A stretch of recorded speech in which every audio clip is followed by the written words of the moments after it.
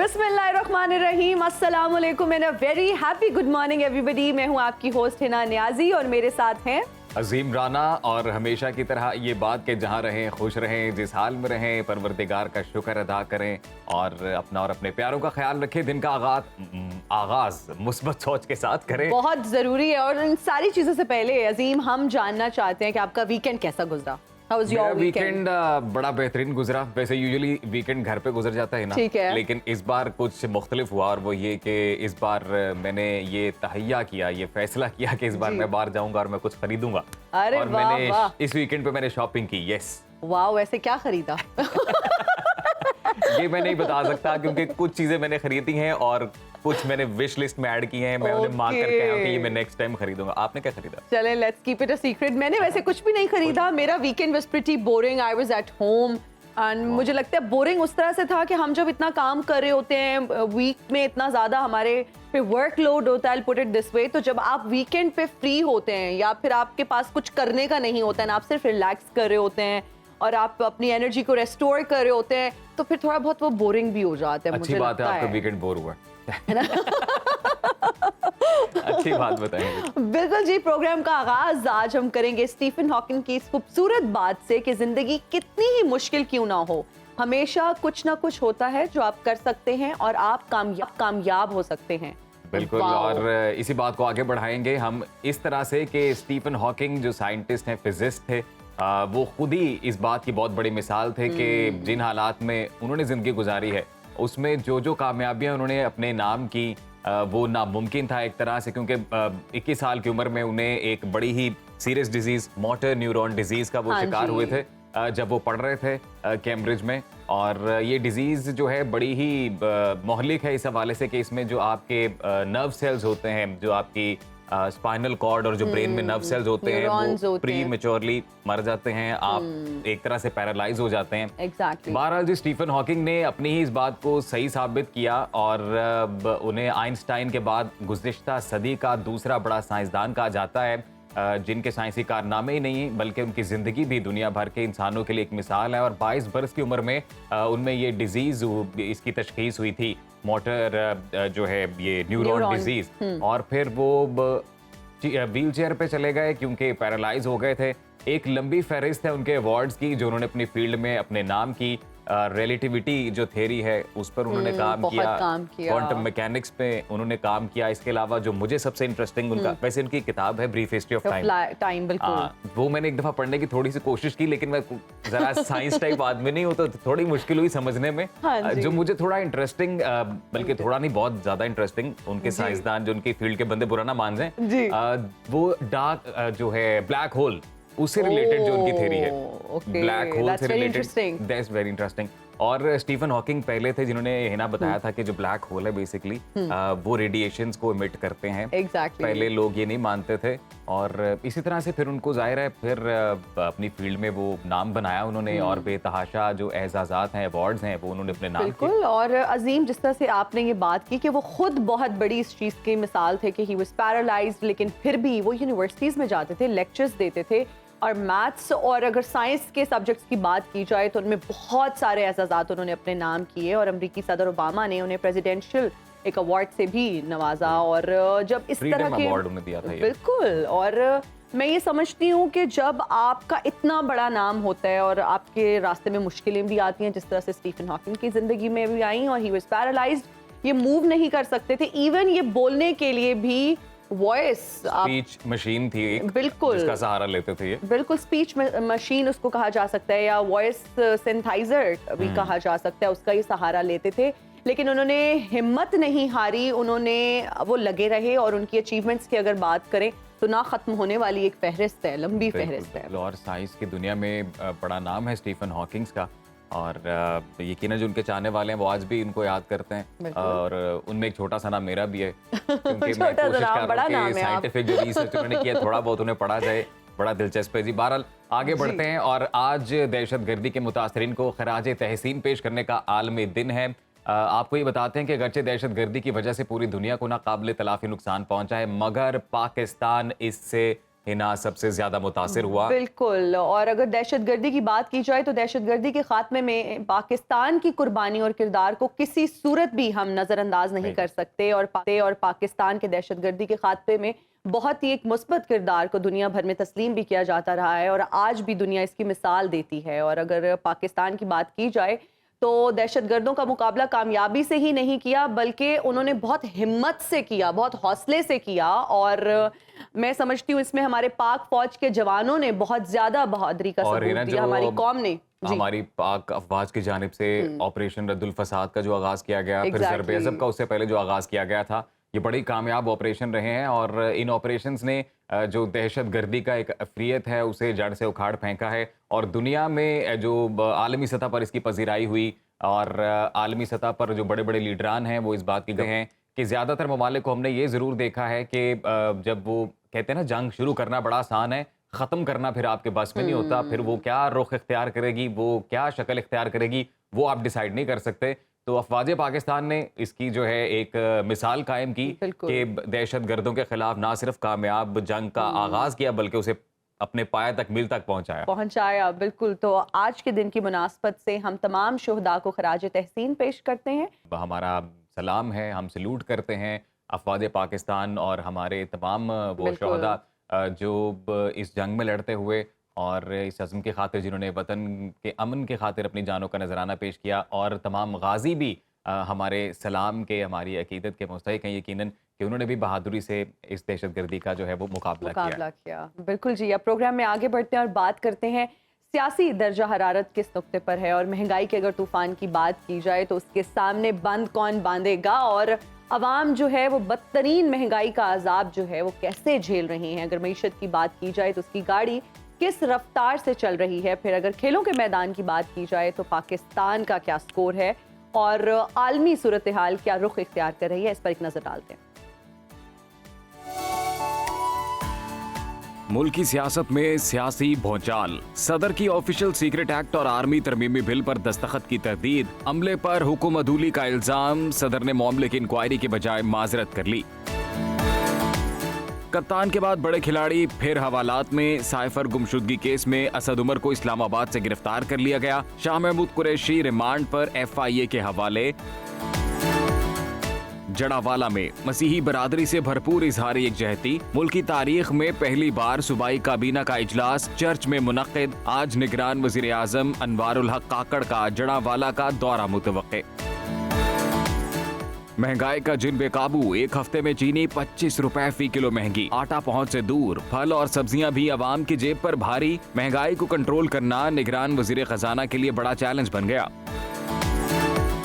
भारत की आबी जारहियत, दरियाए सतलुज में गंडा सिंह के मकाम पर इंतहाई ऊंचे दर्जे का सैलाब, कसूर के मुतादिद देहात डूब गए, 22 अगस्त को 35 साल के बाद बदतरीन सैलाब का खदशा।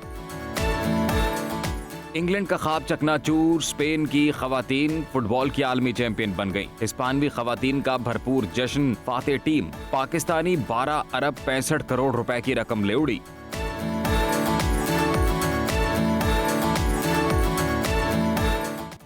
ये है जी आपकी टॉप स्टोरीज। और सियासी मैदान से बड़ा अनोखा वाक़या ये पेश आया है कि 2 दिन पहले ये खबरें आई कि सदर ने ऑफिशियल सीक्रेट एक्ट और आर्मी तरमीमी बिल पर दस्तखत किए हैं, मगर गुज़िश्ता रोज़ सदर मुमलिकत की जानिब से एक हैरानकुन और मानीखेज़ ये ट्वीट किया गया जिसमें उन्होंने ये दावा किया है कि दोनों कवानीन से मुत्तफ़िक नहीं था और दोनों बिल्स को मुकर्ररा वक्त में वापस भिजवाने का कहा। कई बार तस्दीक भी की, मगर अब पता चला है कि जो स्टाफ है प्रेसिडेंट हाउस का, उन्होंने सदर पाकिस्तान की मर्जी के खिलाफ जाकर जो है वो बिल वापस भिजवा दिए। और सदर ने अपनी ट्वीट में बिलों से मुतासिर होने वालों से माफ़ी भी मांगी। इस ट्वीट के बाद अब एक नया तनाज़ा खड़ा हो गया है और निगरान हुकूमत ने तस्दीक की है कि दोनों बिल्स पर सदर के दस्तखत नहीं हैं, लेकिन ये दोनों बिल्स मुकर्ररा वक्त यानी कि 10 दिन में वापस नहीं भिजवाए गए, इसलिए दोनों बिल्स को एक्ट का दर्जा मिल गया है। और अब एक नया आईनी और कानूनी पेंडोरा बॉक्स खुल गया है और इत्तेहादी जमातों ने सदर से इस्तीफे का मुतालबा कर दिया है, जबकि तहरीक इंसाफ ने सुप्रीम कोर्ट जाने का ऐलान किया है। तो तमाम तर सूरत हाल पर बात कर लेते हैं। हमारे साथ सीनियर तज्जियाकार इम्तियाज गुल साहब मौजूद हैं। इम्तियाज साहब कैसे हैं सर? आप, बहुत शुक्रिया आपके वक्त का। जी ठीक ठाक जी। जी सर, 2 बहुत अहम बिलों पर एक नया तनाज़ा शुरू हो गया है। बहुत से आईनी और कानूनी सवालात भी पैदा हो गए हैं। सदर साहब का ये दावा है कि उनके स्टाफ ने इस मामले में हुक्म अदूली की है, और अगर इस मामले की इंक्वायरी की बात की जाए तो आप क्या समझते हैं कितनी जरूरी है, और सदर मुमलिकत ने इस पर इंक्वायरी कराना क्यों जरूरी नहीं समझा?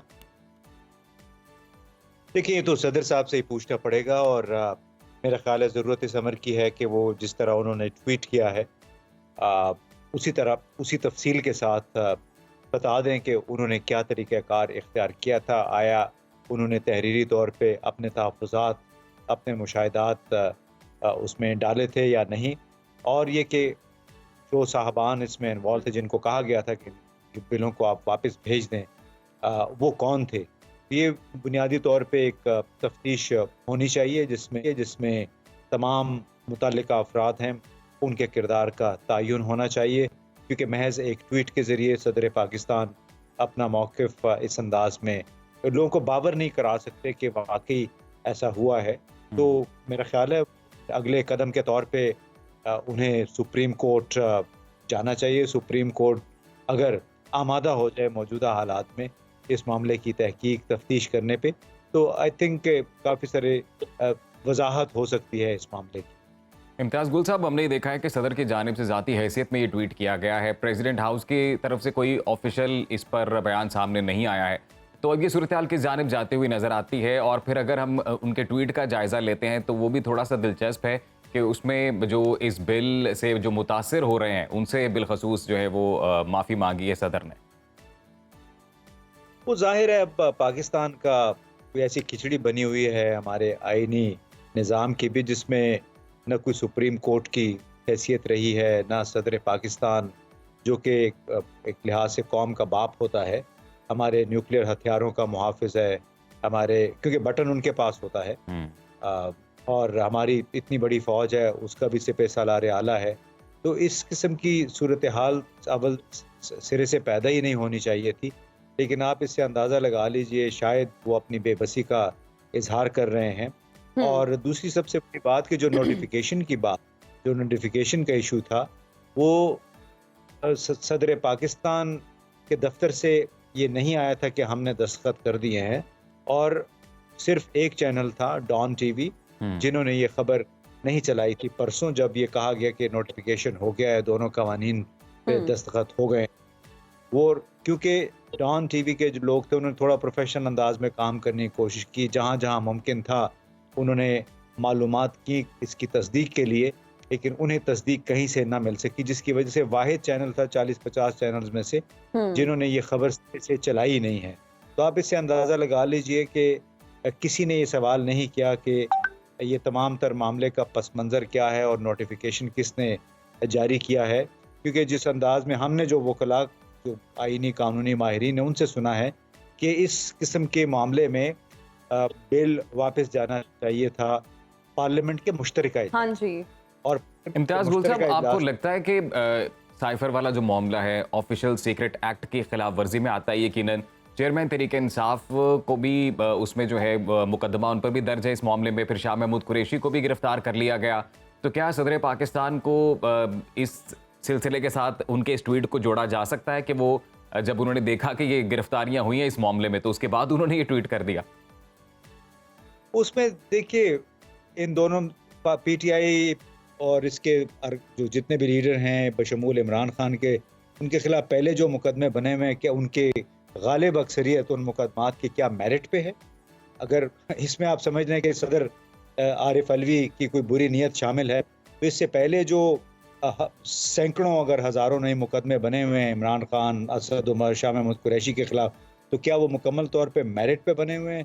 हमें इसमें ये तो जाहिर है जो इसमें कीड़े निकालेंगे वो लोग जो कि सदर की सोच के नहीं हैं, जो वो लोग जो कि हर किस्म के कवानीन की पास करने में गुज़िश्ता जो पार्लियामेंट अभी ख़त्म हुई है उन तमाम जमहूरियत पसंदों ने भी उसमें अपना किरदार अदा किया। ऐसे ऐसे कवानीन में जो कि जिनके लिए गुज़िश्ता 40-50 साल से सियासी जमातें, सिविल सोसाइटी मेहनत कर रही थी, जदोजहद कर रही थी, वो तमाम पार्टियां अब बखिए उधेड़ रही हैं सदर पाकिस्तान के एक ट्वीट की। लेकिन आपको नहीं भूलना चाहिए कि पीपल्स पार्टी के सेनेटर फरतुल्लाह बाबर ने बड़े वाज़ेह तौर पे अपने एक ट्विटर पैगाम में कहा है कि सदर ने सिर्फ 100 अल्फाज में वो काम किया है जो कि तमाम सियासी जमातें गुज़िश्ता 40-50 इम्तियाज गुल वर्षों साहब, के जो दौरान। प्रेसिडेंट हाउस का स्टाफ है, अब उनके लिए क्या लीगल कॉन्सिक्वेंसेज हो सकते हैं? क्योंकि सदर आरिफ अलवी के ट्वीट के मुताबिक तो उनकी हुक्मअदूली की गई है। ज़ाहिर है जो हुक्मअदूली करने वाले हैं उनको तो कानून तयन करेगा उनकी सज़ा का, और उसको बिल्कुल करना चाहिए। जी। अच्छा इम्तियाज गुल साहब, पीटीआई ने बिल्स के मामले पर सुप्रीम कोर्ट में जाने का ऐलान कर दिया है। क्या ये मामला सुप्रीम कोर्ट में जा सकता है? सुप्रीम कोर्ट पहले कौन से मामले हल कर सकी है जो ये हल करेगी, जो मौजूदा हालात। जी। इम्तियाज गुल साहब, दूसरी जानिब इत्तेहादी जमातें सदर आरिफ अलवी को मुस्ताफ़ी होने का कह रही हैं, उनसे इस्तीफ़ा डिमांड किया जा रहा है, तो ये मुतालबा जायज़ है? और दूसरी जानिब ये भी बताइएगा कि आइन में या कानूनी तौर पर ऐसा कोई रास्ता है इत्तेहादी जमातों के पास जिसके ज़रिए वो सदर पाकिस्तान को ओहदे से हटा सकें? इत्तेहादी जमातों की इस वक्त हैसियत क्या है? उनको सदर को एक आइनी ओहदा है, सदर पाकिस्तान है, तो इत्तेहादी जमातें कैसे हटा सकती हैं? पार्लियामेंट नहीं है, पार्लियामेंट में मवाख़ज़ा होता है, मवाख़ज़े के लिए 2/3 अक्सरियत चाहिए होती है, तो उन अगर होता भी तो उनके पास 2/3 अक्सरियत थी भी नहीं, तो लिहाजा ये वो काफ़ी का एक सफ़र है जो हमारी अक्सर सियासी जमातों ने किया है कि वो हिस्सेदार बनी हैं जमहूरी आज़ादियों को, जमहूरी हुकूक को कम करने में, उन पे कदगन लगाने में, और अब वो से मुतालबा कर रहे हैं, वो लोग भी से मुतालबा कर रहे हैं जो 3-3 साल सेनेट या असम्बली से गैर हाजिर रहते हैं और वापस आके 3-3 साल के अपने वाजबात भी ले लेते हैं और फिर आके दूसरों को का ताना देते हैं। तो बड़ी एक मुनाफिकाना और झूठ पे मबनी इस वक्त एक सूरत हाल है जिस पे हम बतौर पाकिस्तानी, मेरा शर्म से सर झुक गया। बाहर से इतने मैसेजेस आ रहे हैं, जितने भी हमारे पाकिस्तानी बाहर आबाद हैं, कि ये पाकिस्तान को आखिर हो क्या गया? हमारी जो क़यादत है वो सोच क्यों नहीं रही है कि इसका तवीलुल मयाद इम्पैक्ट असर क्या होगा पाकिस्तान के इमेज में? अगर पाकिस्तान के अंदर आईन कानून का एहतराम नहीं है, फिर हम दूसरे मुल्कों से हमारे अपने हुकूक की, हमारी सॉवरेनिटी की एहतराम की तवक्को कैसे करें? हम कश्मीर और फ़लस्तीन में इंसानी हुकूक की कैसे बात करेंगे, दिफा करेंगे, जब अपने मुल्क में हमारे इस किस्म के गोमगो हालात हैं? बहुत शुक्रिया आपका इम्तियाज़ गुल साहब, आपने तफसीली गुफ्तगू की इस सारिल पे, और आप सुनो पाकिस्तान का हिस्सा बने। बहुत शुक्रिया आपका। और हिना, मेरे ख्याल से अब हम बढ़ते हैं ब्रेक की जानिब। बिल्कुल नाज़रीन, अभी लेंगे एक ब्रेक, हाजिर होंगे ब्रेक के बाद। देखते रहिए सुनो पाकिस्तान।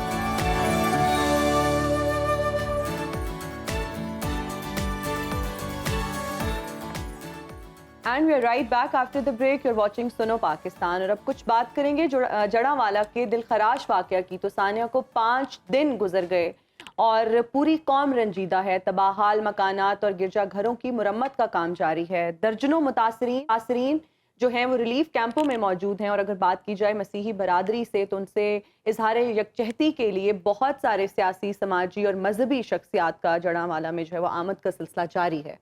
और अगर इस वाक़े को थोड़ा सा मैं बताऊं तो जी, ब्लास्फेमी का एक वाक़या कोर्ट हुआ था, और अफसोस इस बात पर हुआ कि बजाय कि उस सारे वाक़े की जो है वो इन डिटेल तहकीकात होती, कानूनी रास्ता अपनाया जाता। कुछ जो शरपसंद अनासिर थे उन्होंने कानून हाथ में लिया और फिर उसके बाद ये सारी सूरत हाल बनी।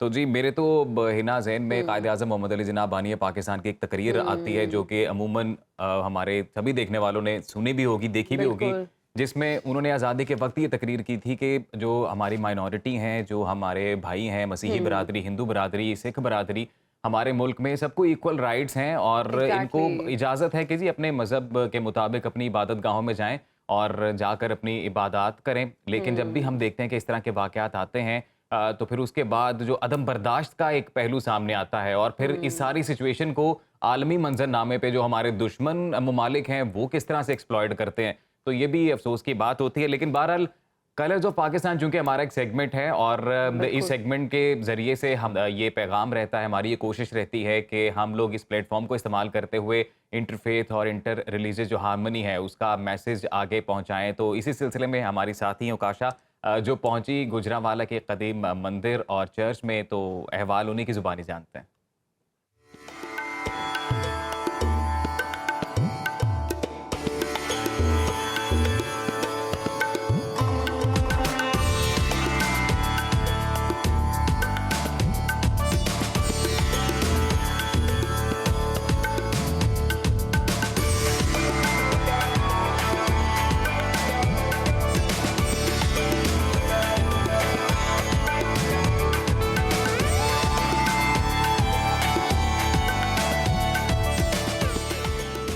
देखा कि गुजरांवाला तारीखी शाहकारों से भरपूर है। इस वक्त मैं जिस मंदिर के सामने बैठी हूँ, इसके बारे में दो राय सुनने को मिली। एक तो ये कि इसे इंदिरा गांधी का मंदिर कहा जाता है क्योंकि ये उनके ननियाल का गांव है और इस गांव का नाम है बदो की गोसाइयाँ। और दूसरी राय ये कि ये मंदिर तकरीबन 200 से 250 साल पुराना है। लेकिन असल हकीकत क्या है ये जानेंगे हम हमारे कॉरेस्पॉन्डेंट जिनका नाम है जुबैर भट्टी। लेकिन उससे पहले आइए मैं आपको मंदिर दिखाती हूँ।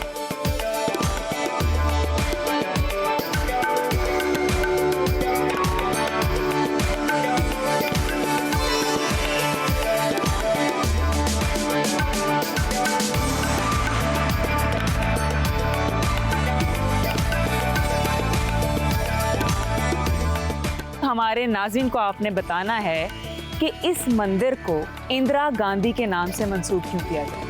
ये इंदिरा गांधी के नाम से इस वजह से मंसूब किया जाता है क्योंकि ये इंदिरा गांधी का ननियाल गांव है। तो इंदिरा गांधी अपने बचपन में इसी इलाके में आया करती थी, अपने ननियाल आया करती। जिस तरह बचपन में सारे अपने अपने नानी नाना के घर जाते थे तो इधर आया करती थी। तो जब उसने डिवाइडेशन के बाद एक बड़ा नाम था इंडिया का और बरसगीर में एक बड़ा नाम बना, तो उसकी वजह से हिंदुस्तान की वो पहली खातून वज़ीर आज़म बनी। तो उसकी वजह से फिर वो इस गांव का नाम भी और इस मंदिर का नाम भी उसी की वजह से रख दिया गया था। तो उसके बाद यहाँ पर लोग बड़ी बड़ी दूर से देखने के लिए स्पेशली आते थे। बड़ी बड़ी अहम चीज़ें थी यहाँ पर, लेकिन वो वक्त के साथ साथ जो पाकिस्तान में महकमा औकाफ का जो महकमा बना है उसकी वजह से ये मुकम्मल चीज़ें तबाह होती दिखाई दी हैं। तो ये किसको देखना चाहिए? सबको हम कह के थक गए हैं कि ये तो खजाना है हमारा, इसकी देखभाल कौन करेगा? ये देखभाल करने के लिए हर महकमे को अपनी अपनी जो कारकर्दगी बेहतर करनी चाहिए। ये हमारे लिए और हमारी आने वाली नस्लों के लिए बड़ी अहम चीज़ है। थैंक यू सो मच, आपने टाइम निकाला और हमारे चैनल को टाइम दिया। इंशाल्लाह फिर मुलाकात हो।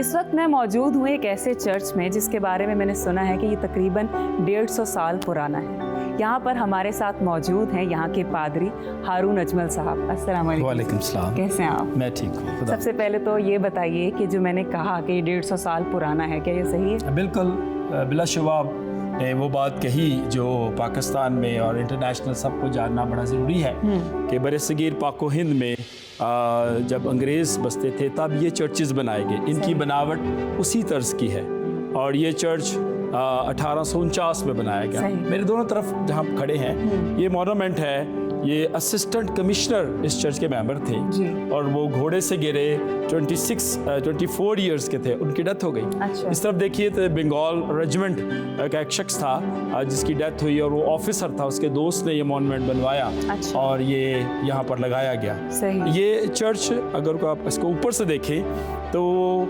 बिल्कुल ये क्रॉस नुमा है जो हमारा निशान है और इस चर्च की बहुत अहमियत है। और सर मुझे ये बताइए कि यहाँ पर सर्व करते हुए आपको कितना अरसा हो गया? मुझे यहाँ पर 7 साल हो गए सर्व करते। ये डायसिस ऑफ सियालकोट की मैनेजमेंट के अंडर है। सही। और मुझे यहाँ पर 7 साल अपनी फैमिली के साथ मैं यहाँ पर रहता हूँ और यहाँ पर वीक में एक दफ़ा इबादत होती है संडे के रोज़। अच्छा, हारून अजमल साहब आपसे बात करके और तारीख के बारे में जान के हमें बहुत अच्छा लगा। दोस्तों यहाँ पर आपको विज़िट करवाने का जो मकसद था, जैसे इससे पहले आपको मंदिर लेके गए फिर यहाँ पर आए, तो यहाँ पर आपको बताना ये था कि हमारे पाकिस्तान में चाहे वो माइनॉरिटीज़ हैं चाहे वो मेजॉरिटी है, हर एक को खुली आज़ादी है कि वो अपने मज़हब के हिसाब से अपनी शख्सी आज़ादी के साथ ज़िंदगी जी सकता है। और ये हमारा पाकिस्तान ही है जो इतना सपोर्ट करता है। बहुत ही खूबसूरत मैसेज दिया। कंक्लूडिंग रिमार्क्स जो थे ओकाशा गुल के वो बहुत ही खूबसूरत थे कि हमारा खूबसूरत मुल्क पाकिस्तान ही है जहां आप आज़ादी के साथ चाहे माइनॉरिटीज़ हैं चाहे मेजॉरिटीज़ हैं वो अपने रिलीजन को प्रैक्टिस कर सकते हैं। लेकिन ये जो बहुत ही अनफॉर्चुनेट दिल खराश वाक़या जड़ावाला में पेश आया, हम इसकी मजम्मत करते हैं और हम उम्मीद करते हैं कि आने वाले दिनों में ऐसे वाक़यात ना हों और माइनॉरिटीज़ के हकूक़ का बहुत ख्याल रखना चाहिए। और हम सबको बुनियादी तौर पर अपने अंदर सब्र पैदा करना चाहिए और भी इंटरेस्टिंग स्टोरीज आप तक पहुंचाएंगे, लेकिन एक ब्रेक के बाद। देखते रहिए सुनो सुनो पाकिस्तान।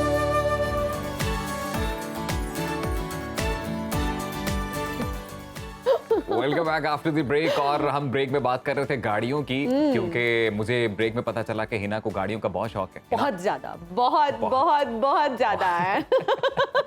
और अजीम मुझसे पूछ रहे थे कि आपकी फेवरेट कार कौन सी है। So it's difficult to name one, लेकिन I really like Bugatti and then I really like Ferrari. Porsche is good too. Austin Martin. Yes, that's one of my favorite. वैसे ये तमाम गाड़ियां भी महंगी हैं, लेकिन इस वक्त दुनिया की जो सबसे महंगी तरीन गाड़ी है उस पर हम गुफ्तगू जरूर करेंगे, लेकिन उससे पहले आपको थोड़ा ललचाते हैं। उसके बड़े खूबसूरत विजुअल्स हमारे पास हैं। पहले आप विजुअल्स देखें, फिर वापस आएं, फिर हम आपको बताएंगे कि what is that car all about, उसमें क्या डिफरेंट फीचर्स हैं जो उसको बहुत बहुत बहुत एक्सपेंसिव बनाते हैं। Oh my God, wow, spectacular.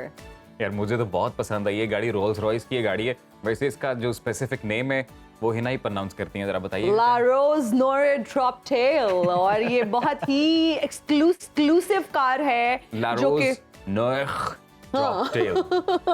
La Rose Noir Drop Tail, क्योंकि this is a French word और बहुत ही एक्सक्लूसिव गाड़ी ये बनाई गई है। अगर हम इसके एक्सटीरियर की बात करें तो कलर जो है इसमें बहुत ही डार्क टोन्स का इस्तेमाल किया गया, ब्लैक एंड रेड में।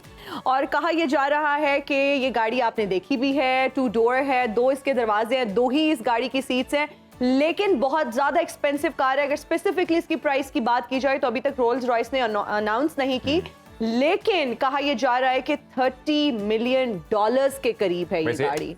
अंदाजा के मुताबिक पाकिस्तानी ये बनते हैं जी 8 अरब और 88 करोड़ रुपए। Oh my God, 8 अरब 88 करोड़ रुपए की ये गाड़ी है, बड़ी सस्ती गाड़ी है। I really want to buy this car, but मैं इतनी अमीर नहीं हूँ, इतनी नहीं, मतलब बिल्कुल भी अमीर नहीं हूँ कि मैं ये गाड़ी ले सकूँ। इंशाल्लाह आपको सोच ऊंची रखनी चाहिए। आपके मुंह में घी शक्कर, अल्लाह ताला आपकी ज़बान मुबारक करे। इंशाल्लाह इंशाल्लाह ये गाड़ी मुझे मिले। और इस गाड़ी की थोड़ी सी हिस्ट्री आपको बताते हैं। रोल्स रॉयस जो है ये दोनों डिफरेंट पर्सनालिटीज थे। Rolls is a different person, Royce is a different person. ये दोनों मिले एक इवेंट पे 1904 में, और जब ये मिले तो रोल्स रॉयस हो गया। बिल्कुल, उन्होंने अपनी गाड़ियों का आइडिया रिप्रेजेंट किया। और यहाँ पर एक और चीज भी बताती चलूं कि ऑडी माप भी गए एक बहुत ही, हम देखते हैं वॉचेस की एक्सक्लूसिव उसकी कलेक्शन। ब्रेक लगाए, गाड़ी की भी ब्रेक लगाए। अच्छा, गाड़ी break.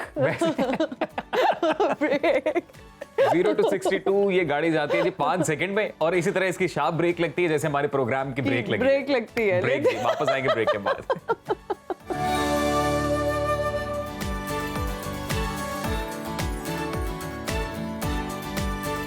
Welcome back after the break. जी हम मौजू है डिप्रेशन एंग्जाइटी से मुतल्लिक हम लोग आज के इस सेगमेंट में बात करेंगे।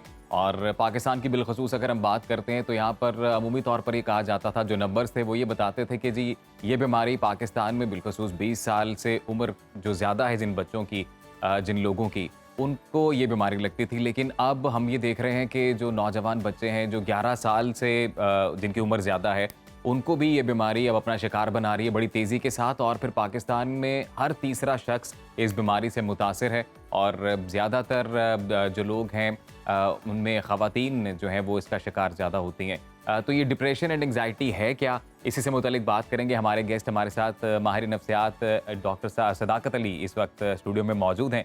डॉक्टर साहब thank you so much sir, कैसे हैं आप? सर ये बड़ा ही स्वेर इशू है इस हवाले से कि अब इसको पहली बात तो ये कि बीमारी समझा जाए ना समझा जाए, और फिर एंग्जाइटी और डिप्रेशन में फ़र्क क्या है सर?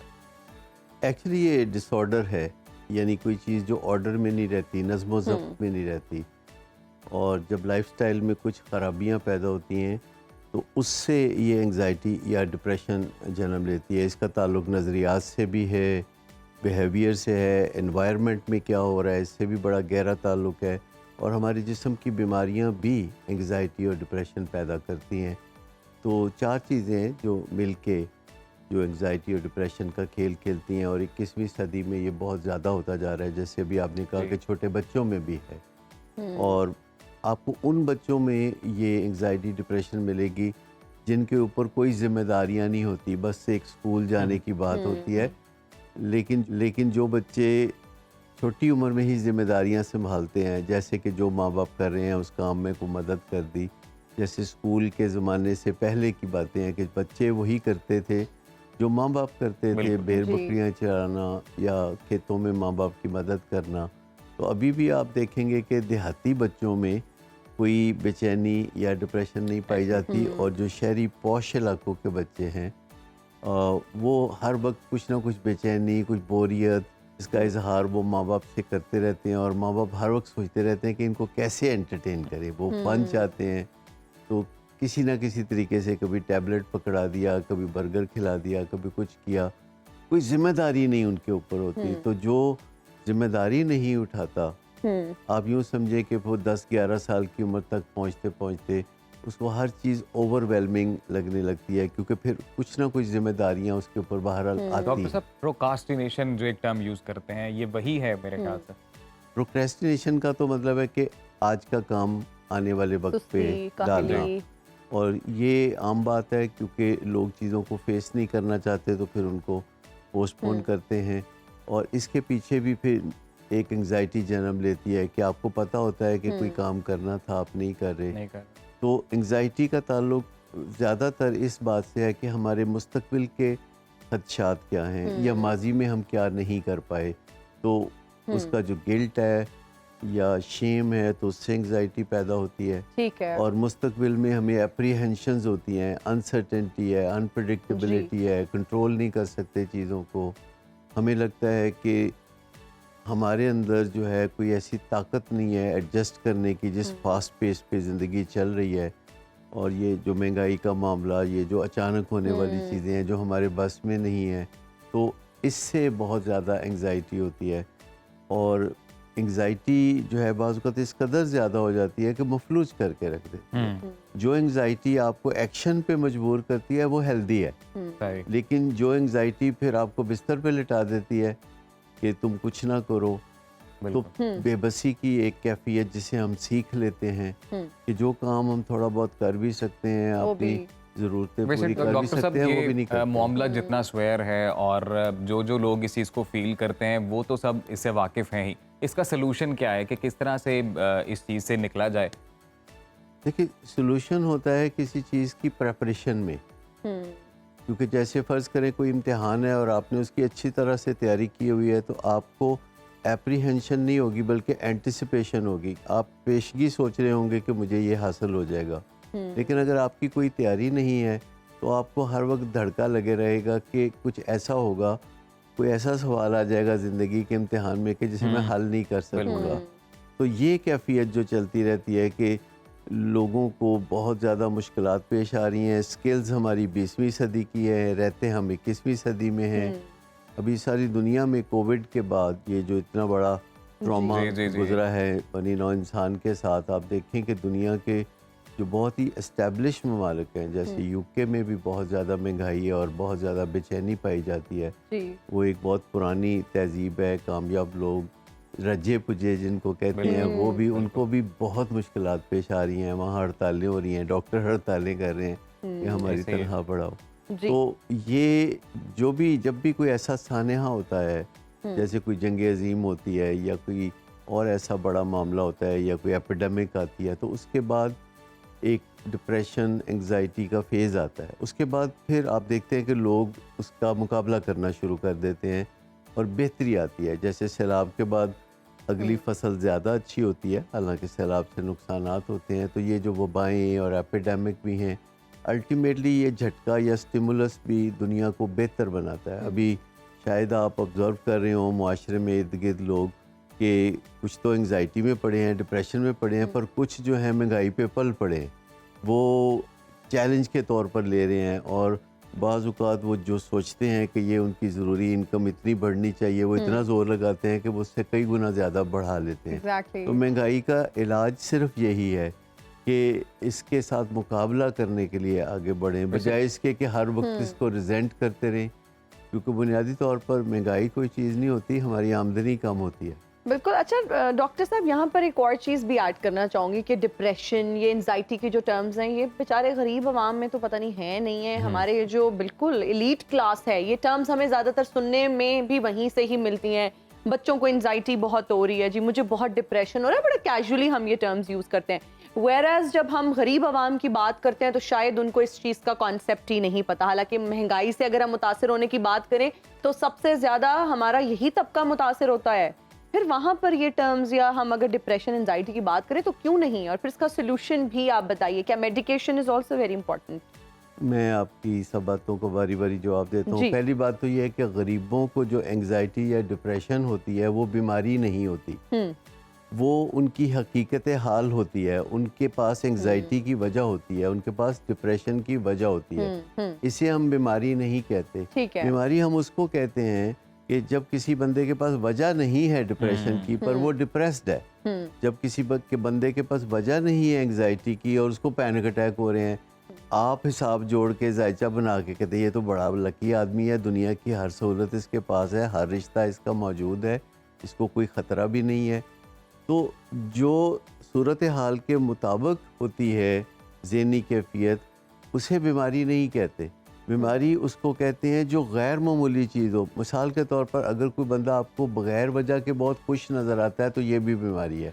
और आने वाले वक्तों में लोग डॉक्टर के पास जाके ये कहा करेंगे, जब अवेयरनेस हो जाएगी, कि डॉक्टर साहब मैं बेइंतहा खुश रहता हूँ और उसकी वजह कोई नहीं है, लेकिन मैं बहुत आपे से बाहर हो रहा हूँ खुशी के साथ और हर वक्त मेरे अंदर से खुशी उबलती रहती है, मेरा कुछ कर लें। अच्छा। तो ये बात जो है, मैं आपको बताऊं कि आने वाले वक्तों में बड़ी चीज़ें चेंज होंगी। जैसे लोग अभी जाते हैं, टेस्ट कराने जाते हैं कि जी कोलेस्ट्रॉल टेस्ट करा लिया, शुगर टेस्ट करा ली, तो आने वाले वक्तों में लोग जाएंगे कि डॉक्टर साहब ज़रा मेरे दिमाग का मुआयना कर दें कि मेरा जो मूड और मिजाज है वो सही जगह पर सेट है, मेरी ज़रा ट्यूनिंग कर दें कि मेरा इंजन कोई ज़्यादा तेज़ या ज़्यादा स्लो तो नहीं चल रहा। अच्छा। तो ये बल्कि होना तो अभी ही ये चाहिए कि हम अपने मूड के बारे में शऊर हासिल कर लें कि हमारा मूड क्या चीज़ होता है, और उस मूड को फिर हम विल पावर से कैसे थोड़ा बेहतर बना सकते हैं, या फिर लाइफस्टाइल चेंजेस ला के कैसे बेहतर बना सकते हैं। जैसे एंग्जाइटी है तो उसका सस्ता तरीन जो इलाज है, जिसमें कभी महंगाई नहीं होगी, वो पैदल चलना है। और आपने देखा भी होगा कि जब हम बेचैन होते हैं तो कुछ पैदल चलने को दिल करता है। तो एक तो जो शख्स पैदल चलने की आदत डाल ले, यानी कम से कम 10,000 स्टेप्स रोज करे, जो म्यार है, ठीक है, तो उसको एंग्जाइटी नहीं हो सकती। ओके। अच्छा, जो रात को जल्दी सोएगा और सुबह जल्दी उठेगा, उसको भी एंग्जाइटी बिल्कुल नहीं हो सकती। ओके। और जो सादा गज़ा खाएगा, सस्ती वाली दाल सब्जी खाएगा, उसको भी एंग्जाइटी नहीं होगी। और जो अपने घर वालों से लड़ाइयाँ नहीं करेगा, उसको भी एंग्जाइटी नहीं होगी। अच्छा, अब ये बिल्कुल सस्ते फ्री के काम है। मतलब आप अगर गौर करें तो अपने घर वालों से सबसे ज़्यादा लोग लड़ते हैं। जो लोग बाहर बड़े ही भला मानस बन के फिरते हैं और लोगों का बड़ा एहतराम करते हैं, घर वालों की बारी आती है तो उनको वो बड़ी घुरियाँ डालते हैं। माँ बाप को बड़ी घुरियाँ डालते हैं लोग कि आपने हमारे लिए किया ही क्या है, उन्हें किया ही कुछ नहीं। तो ये जो आदतें हैं, इनसे एंग्जाइटी होती है, और आखिरकार जो एंग्जाइटी मुसलसल रहती है और हम उसका कुछ नहीं करते तो वो डिप्रेशन में कन्वर्ट हो जाती है। और अगर हम डिप्रेशन एंग्जाइटी अंदर लेके फिरते रहें और विल पावर के ज़ोर पे ज़िंदगी गुजारते रहें, तो ये कैफियत फिर जिस्मानी तकलीफ़ों में बदल जाती है, जिन्हें हम साइकोसोमैटिक डिसऑर्डर्स कहते हैं।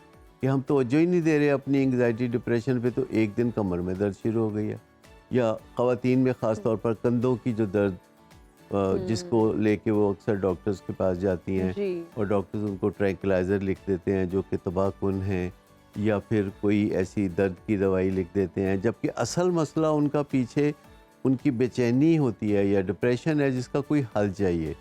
और ये जो एंग्जाइटी और डिप्रेशन है, जिसे मैं कह रहा हूँ कि आसानी से हल हो सकती है, सिर्फ डॉक्टर नज़रियात में कुछ तब्दीली और जो बिहेवियर जो हमारी विल पावर में आ सकता है काबू, और अपनी इन्वायरमेंट को अपने लिए मुवाफक रखना और अपनी अमूमी सेहत का ख्याल रखना, कोई सिम्टम्स पैदा ना हो, हर वक्त कोई नज़ला ज़ुकाम खांसी या बुखार या इस तरह की कैफियत ना हो, थकावट को चढ़ने से रोकना, यानी इतनी जल्दी आराम की तरफ चले जाना, फिर काम की तरफ चले जाना, फिर आराम की तरफ, तो ये जो साइकिल्स में हम ज़िंदगी गुजारते हैं वो बड़ी फ़ायदेमंद होती है।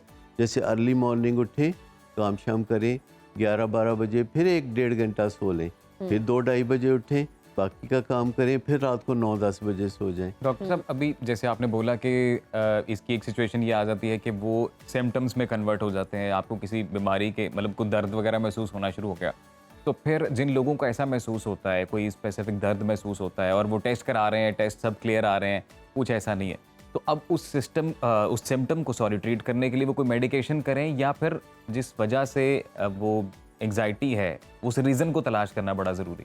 देखिए, मेडिसिन मौजूद हैं, लेकिन वो ज़रा सी एंग्जाइटी या ज़रा सी डिप्रेशन के लिए नहीं है। वो है कि जब बंदा इनकैपेसिटेटेड हो जाए, यानी वो कुछ करने के काबिल मफलूज सा हो जाए, बिस्तर पे पड़ जाए, उसको बिस्तर से निकालने के लिए फिर मेडिसिन दी जानी चाहिए, जैसे कि एंटी डिप्रेसेंट। अदरवाइज़ अगर एंटी डिप्रेसेंट देंगे तो ये मसले का हल नहीं है। बिल्कुल। ये एक आप इंटरवेंशन करते हैं, जितनी देर दवाई आप खाते रहेंगे उतनी देर ठीक रहेंगे, छोड़ देंगे तो फिर ख़राब वापस आ जाएगा सारा मसला। तो बेहतर ये है कि हमारे जो जिस्म के कुदरती सैकड़ों हज़ारों केमिकल्स हैं, उनके अंदर जो केमिकल इंटरवेंशन है, जो बाहर से एक केमिकल भेजना है, ये बड़ी सोच समझ का काम है। ये कैजुअली नहीं आप कर सकते कि ट्रैंक्विलाइज़र, एंटी डिप्रेसेंट जैसे कि लोग मेडिकल स्टोर से बाय कर लेते हैं, ये काफ़ी काउंटर प्रोडक्टिव हो सकता है। डॉक्टर साहब, आपने एक और बड़ी इंटरेस्टिंग बात की कि मूड को समझना बहुत ज़रूरी है, फिर उसके अकॉर्डिंग एक्ट करना बहुत ज़रूरी है। So how do we understand there are people जिनको हर वक्त मूड स्विंग्स होते रहते हैं और उनका मूड यूजुअली ऑफ रहता है और उनको समझ नहीं आती, जैसा से आपने कहा कि घर वालों के साथ भी बड़ा रूड बिहेवियर है, बाहर उन्होंने एक garb, they wear a garb, और बाहर सबके साथ वो बहुत अच्छे से बात कर रहे हैं, बहुत बेहतरीन है, the minute they enter their home वो एक डिफरेंट पर्सनालिटी बन जाते हैं। तो मूड को पहचाने किस तरह से और फिर बेहतरी किस तरह से मूड में लाई जाए कि आप एक कंसिस्टेंट बिहेवियर आप कर रहे हैं सबके साथ? देखिए, अपने मूड की इन्वेंट्री बनाने की ज़रूरत है, जिसे बही खाता कहते हैं। जैसे हम अपने कारोबार की इन्वेंट्री बनाते हैं कि कौन सी चीज़ बिक गई है, कौन सी चीज़ अभी भी स्टॉक में है, कैसे उसको जो है रेगुलेट करते हैं कारोबार में। तो ये कारोबार ज़िंदगी भी तकाजा करता है कि हम रोज़ाना सुबह उठ के अपने मूड की इन्वेंट्री बनाएं, यानी हम में एनर्जी कितनी है, हमारे अंदर जोश कितना है। अच्छा, क्या वो जोश हमें इस तरह का महसूस हो रहा है जैसे भंगड़े डालने वाला, या पुरसुकून सी खुशी महसूस हो रही है कि एक नए दिन का आगाज़ करने वाले हैं और अंदर अच्छा महसूस हो रहा है, या फिर आपको लग रहा है कि बेचैनी सी है फ़ज़ा में, तो या फिर आपको लगता है कि जिस्म स्टिफ हुआ है, आपके घुटने पट्टे स्टिफ हैं, जो सोते में जागने पर आप देख सकते हैं, और थोड़ी देर के बाद वो ठीक हो जाते हैं, थोड़ा चलने फिरने से वो ठीक हो जाते हैं, लेकिन वो अलामत है इस बात की कि आपके जो केमिकल्स हैं उनकी जो इन्वेंट्री है उसमें गड़बड़ है। तो हम ये 4-5 केमिकल्स होते हैं, जैसे डोपामीन है जो हमारी एनर्जी और जोश को जाहिर करता है सुबह, तो हम ऐसे ही रफ आइडिया लगा सकते हैं कि 1 to 10 के स्केल पे डोपामीन कहाँ है। ठीक है। और उसके बाद हमारा जो सुकून है उसको हम सेरोटोनिन का नाम देते हैं केमिकल को, तो उसकी वजह से होता है। और हमारे जिस्म के अंदर जो वेल बीइंग की स्टेट है उसका ताल्लुक नारकोटिक्स से है कि हमारे अपने जो नारकोटिक्स हैं वो कितने फंक्शनल हैं। हमारे जिस्म में नारकोटिक्स होते हैं जो हमारे दर्द से बचाते हैं, जिस्मानी और ज़हनी खौफ से बचाते हैं। और फिर एक केमिकल है जो हमें बेचैनी का पैरामीटर जिसे कह सकते हैं, एड्रेनलिन, कि हमारा दिल तेज़ तेज़ धड़कना शुरू कर देता है, या रोंगटे खड़े हो जाते हैं, या हमें फ़ज़ा में एक एंग्जाइटी या खौफ सा महसूस होने लगता है। तो ये चंद केमिकल्स हैं, वैसे तो हज़ारों हैं लेकिन ज़्यादा इम्पोर्टेंट 16 हैं, और फिर बहुत ज़्यादा इम्पोर्टेंट 5 हैं जिनके बारे में हम लिटरेट हो जाएं तो अच्छा है। 5 केमिकल्स, और गूगल पे जाके आप देख लें कि इनको कैसे मैनेज करते हैं, कैसे इनको बढ़ाते हैं, कैसे इनको कम करते हैं, इनका बैलेंस जी क्या बिल्कुल है। डॉक्टर साहब, आपने बिल्कुल ये दुरुस्त निशानदेही की कि अपना जो है वो अपने आप को पढ़ें, अपनी ज़ात को पढ़ें, अपने मूड्स को देखें और इन केमिकल्स को बिलखसूस आप कोशिश करें एक्सरसाइज के थ्रू बैलेंस करने की कोशिश करें। बाकी डॉक्टर साहब एक्सपर्ट हैं ज़्यादा, तो आप इनसे भी मशवरा कर सकते हैं जिनको सीरियस इश्यूज़ हैं। डॉक्टर साहब बहुत शुक्रिया, आप Thank सुनो you न्यूज़ so का आज much, पार्ट बने। sir, for joining us in अभी Suno Pakistan. इंशाल्लाह नेक्स्ट एक और एपिसोड में सर आपको दावत देंगे, फिर डिटेल इसमें बड़ा गुफ्तगू एक्सटेंसिव करेंगे। किस्म का टॉपिक है और इस पर बहुत ज्यादा रहनुमाई बिल्कुल। लोग हासिल भी करना चाहते हैं, बहुत कुछ सीखना चाहते हैं। हमें बहुत कुछ सीखने का मौका मिला। हम उम्मीद करेंगे कि डॉक्टर साहब हमारे और भी प्रोग्राम्स में आए और इस पर हम डिटेल डिस्कशन करें, फिर हम आपकी लाइव कॉल्स भी लेंगे। नाजरीन, अभी लेंगे एक ब्रेक, कहीं मत जाइएगा, देखते रहिए सुनो सुनो पाकिस्तान।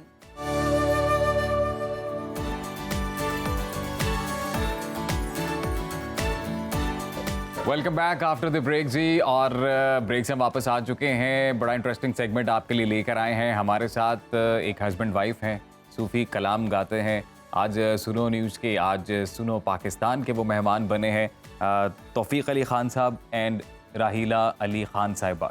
कैसे हैं जी आप लोग? बहुत शुक्रिया आपकी तशरीफ आवरी का। और इनके साथ एक और बहुत खास मेहमान मौजूद है, मास्टर बशीर साहब। अस्सलाम वालेकुम, क्या हाल है मास्टर साहब? बिस्मिल्लाह बेटा जी, वालेकुम सलाम। ठीक है, क्या पियेंगे? कॉफी, चाय?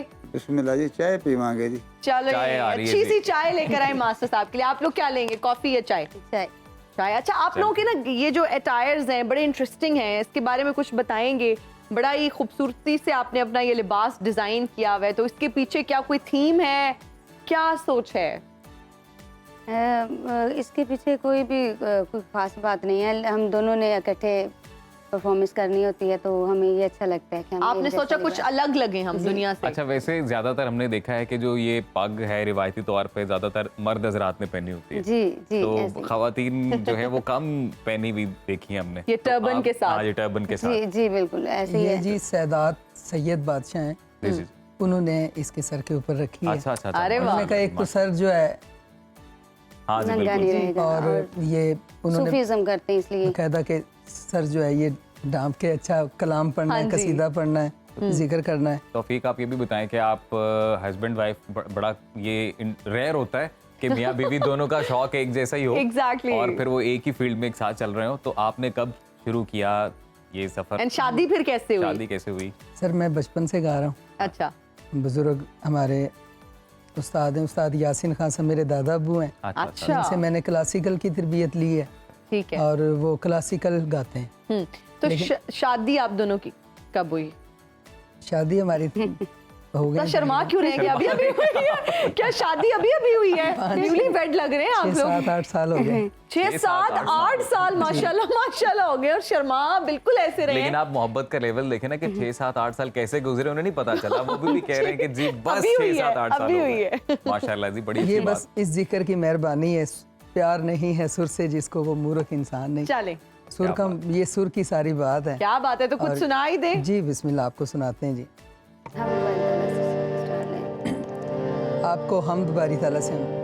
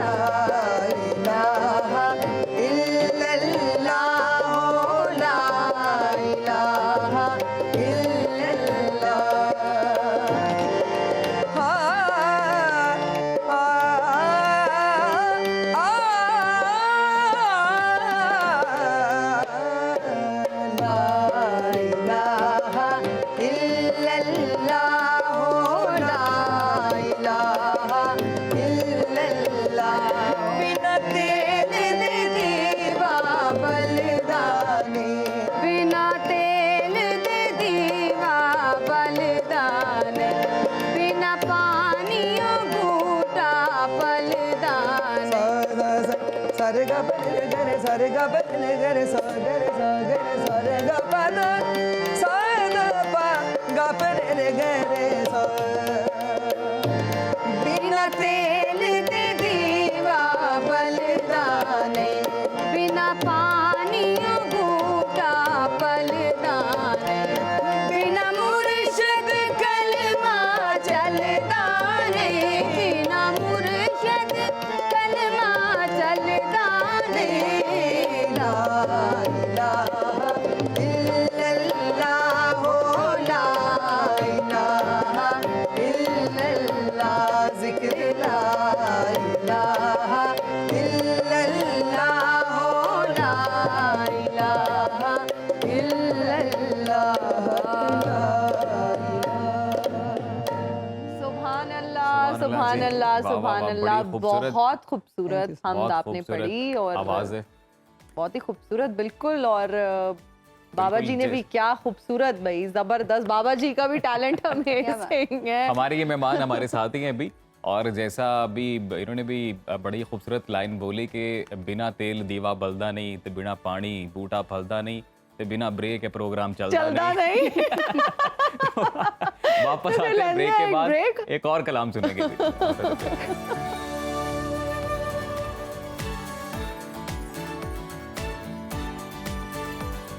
Welcome back after the break जी। तौफीक खान साहब और रहीला खान साहिबा हमारे साथ मौजूद हैं, और जैसा कि हमने ब्रेक से जाने से पहले आपसे वादा किया था कि हम वापस आएंगे और एक और कलाम सुनेंगे, तो बताएं ज़रा आपके अब अगला कलाम आप क्या सुना रहे हैं और किस बारे में है वो? अगला कलाम जी बाबा बुल्ले शाह सरकार का कलाम है, वाह वाह। और ये बहुत मार्फत की बात है जो आपको सुना रहे हैं। बिल्कुल। और फड़ वंजली बदल तकदीर रांझना। क्या वाह। बात है, क्या बात है।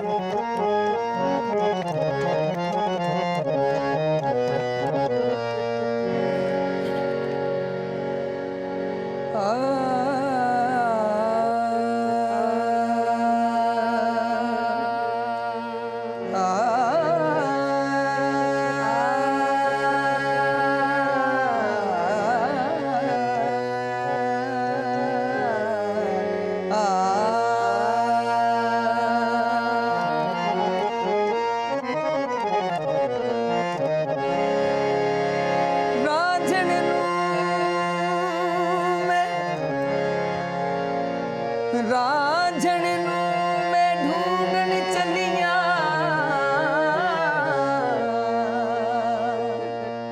ते मैनू रांझण मिलिया नाही।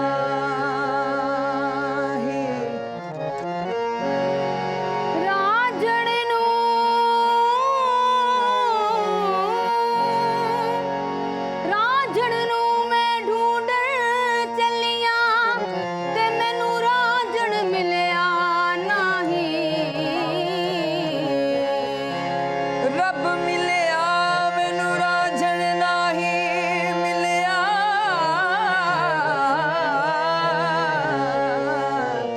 रब रांझण वर्गा नाही।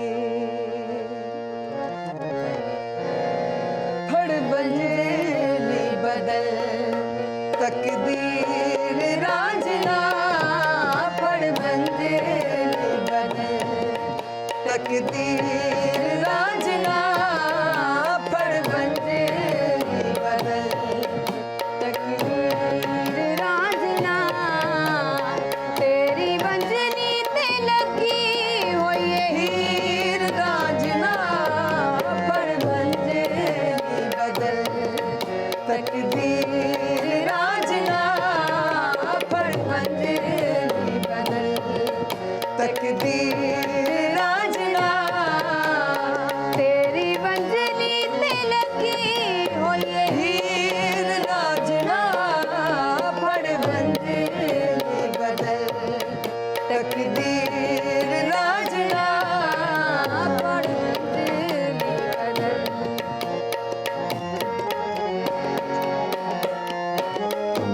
तेरी एक जात नाल वसदा जहान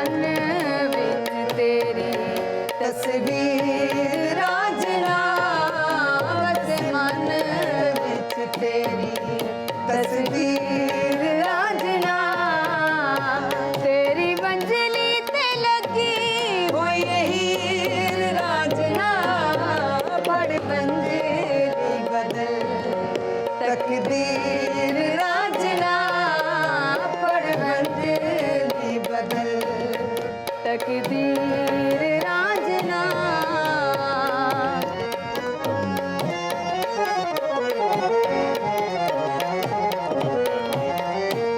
अखा तेनू वेखे आते हो गईया तेरिया अखा तेनू वेखे आते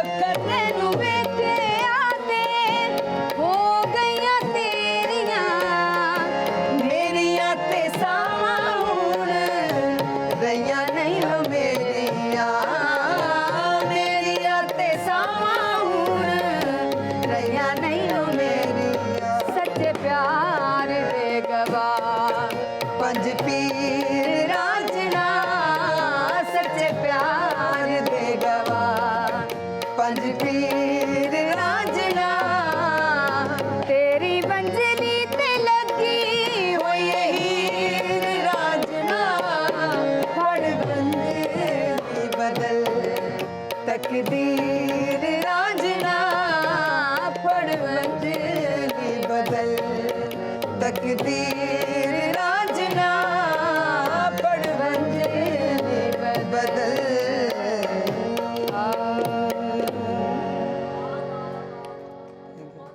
हर वक्त बाखबर रहना वक्त का तकाजा है, बर वक्त बाखबर रखना हमारा फरीजा है। अभी सुनो न्यूज़ के YouTube चैनल को करें सब्सक्राइब, बेल आइकन पर करें क्लिक और मुल्की और गैर मुल्की खबरों से रहें बाखबर यकीन के साथ।